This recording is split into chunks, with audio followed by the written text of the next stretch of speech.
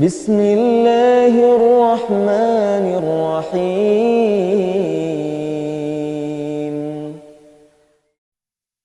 Di sebalik setiap kejayaan ada seorang guru yang hadir tanpa diminta pujian, yang berkorban tanpa meminta balasan. Mereka membina harapan, menyalakan impian dan memimpin langkah menuju masa hadapan. Hari ini, kisah mereka kita abadikan.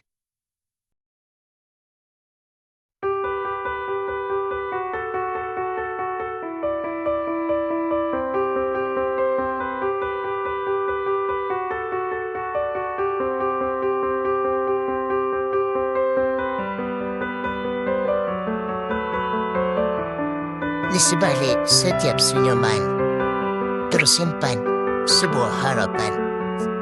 Harapan agar setiap anak didik terus melangkah dengan yakin.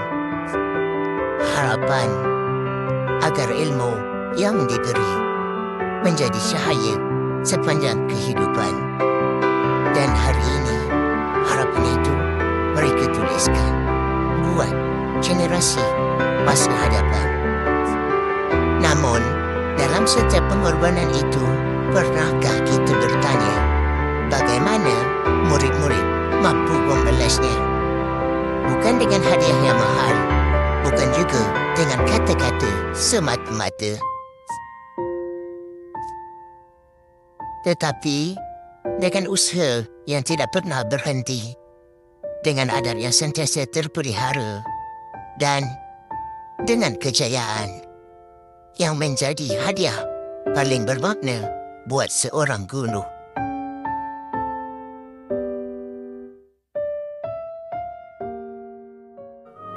Kerana setiap langkah kejayaan kalian adalah kebanggaan buat mereka.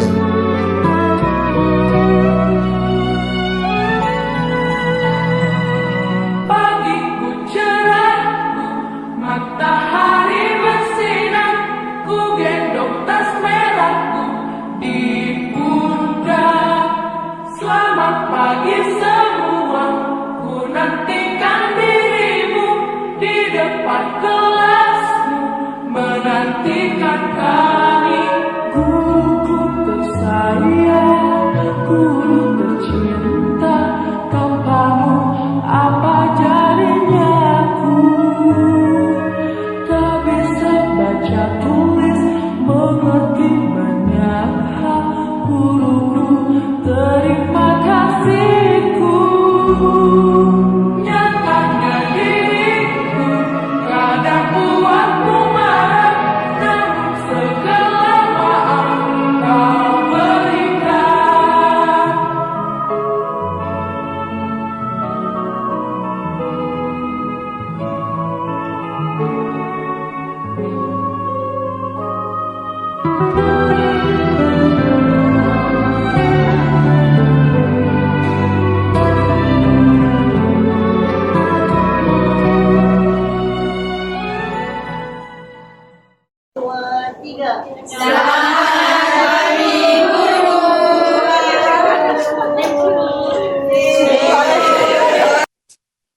Terima kasih, Cikgu. Bangun! Assalamualaikum, Cikgu. Selamat pagi, Cikgu.